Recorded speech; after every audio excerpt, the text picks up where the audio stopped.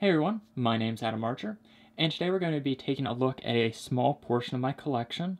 I've chosen 4 discontinued knives from 4 different brands for us to take a look at.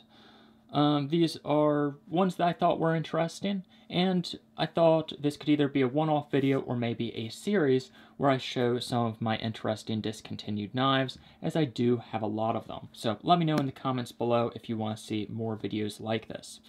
So let's start off on the right-hand side on the Benchmade Mini Skirmish. Of course, if you want to see a dedicated video of a specific knife, you can let me know about that too, and I'll go into more detail. This is more of just taking a look at the knives themselves.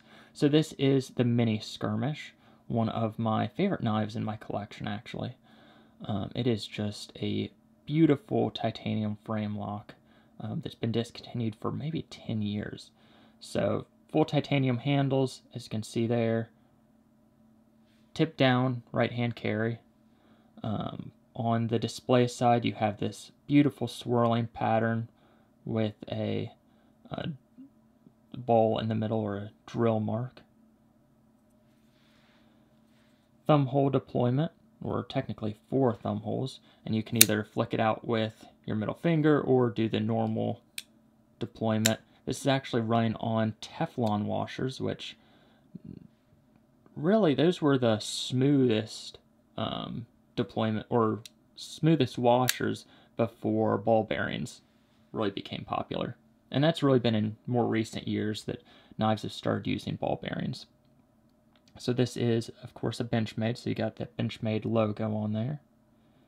Kind of a recurved blade, so you got that little bit of upwards, or a little bit recurve in there, I should say. This was a first production run, so number 120 out of 1,000. S30V steel, as you can see right next to the jimping, and it was a Neil Blackwood design. Let's see if we can zoom in on that. There we go. Just beautiful. Very nicely bead blasted handles.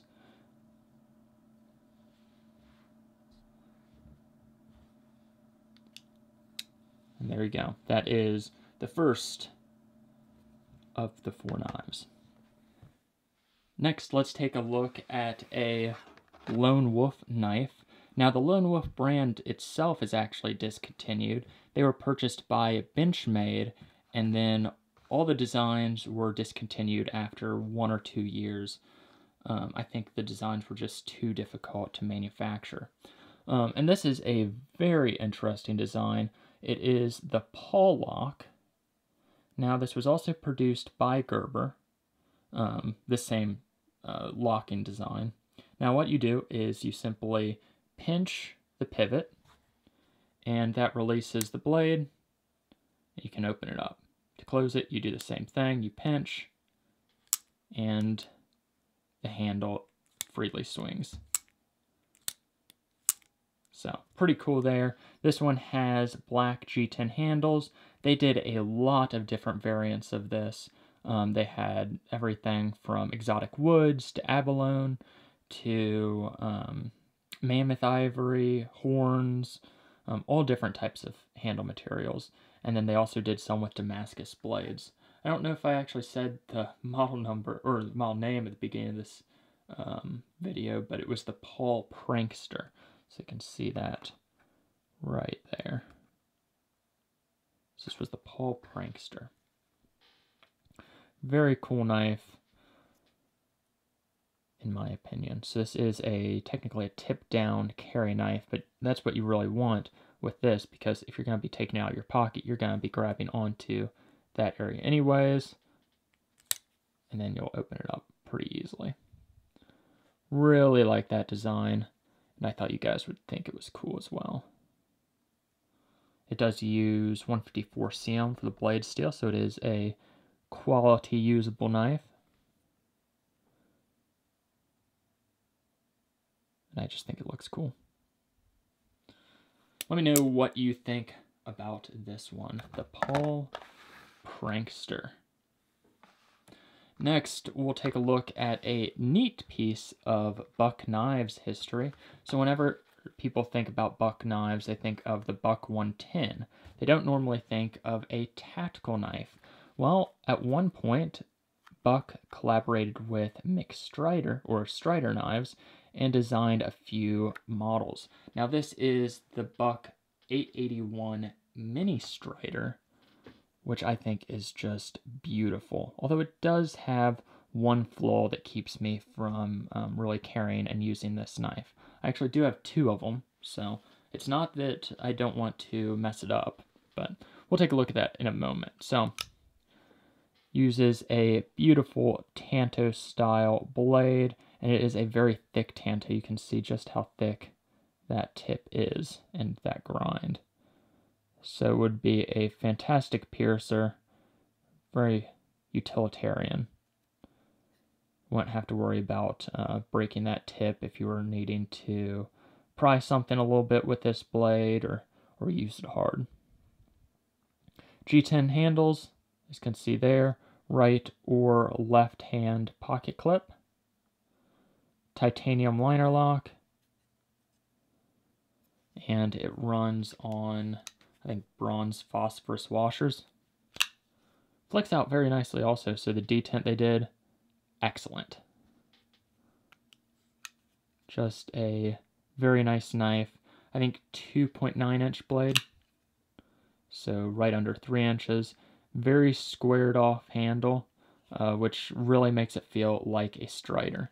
They did make an 880 model, which has, I believe, a 4-inch blade. Huge knife. I had purchased one probably about 8 years ago, sold it. I probably should buy one back. They do have a spear point version, which has more of a spear point blade rather than Tanto.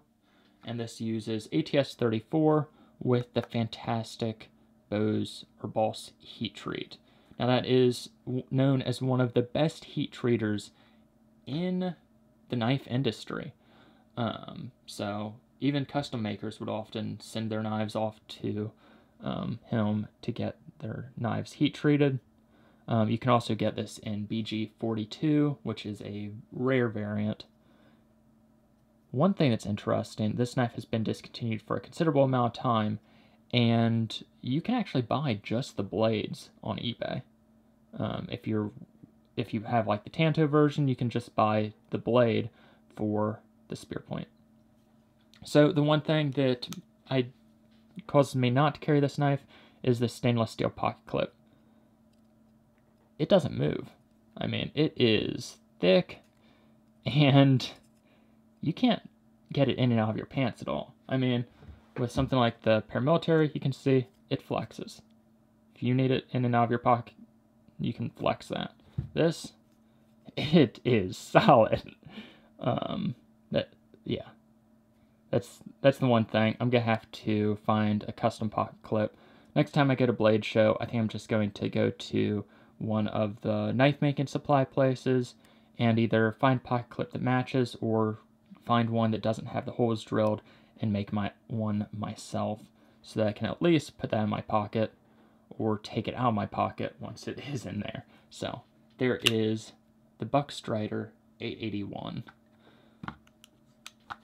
I do have some other Buck Strider models in case you're wanting to see those. Actually, I just recently posted them on Instagram, so go follow me on Instagram if you want to see those right away.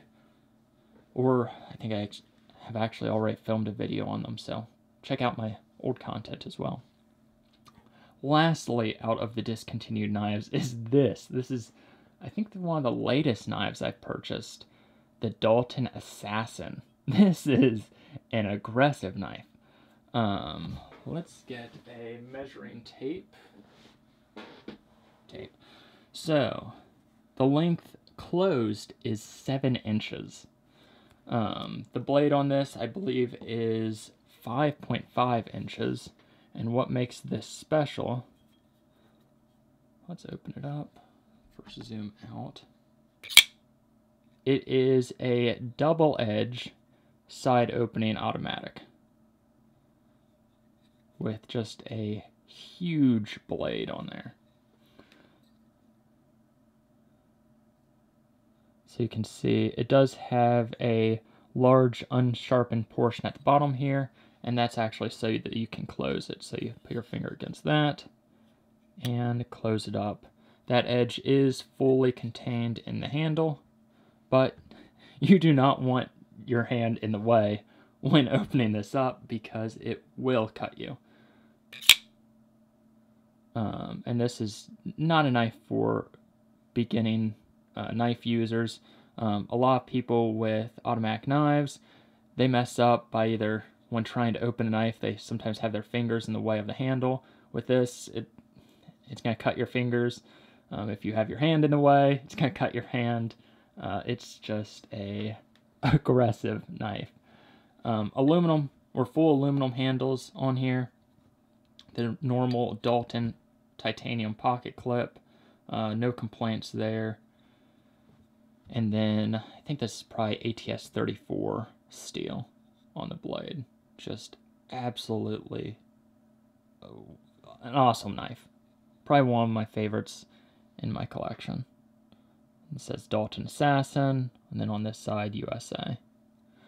They also have a version that has a red handle with like paint splatter on it. That one's pretty cool. What caused me to get this one versus the red paint splatter, that one was $100 to $200 more than this version. So these are not cheap. I think the going price is probably $500 to $600. So there you go. That is the Dalton Assassin. And I'll definitely make a full video just on this knife.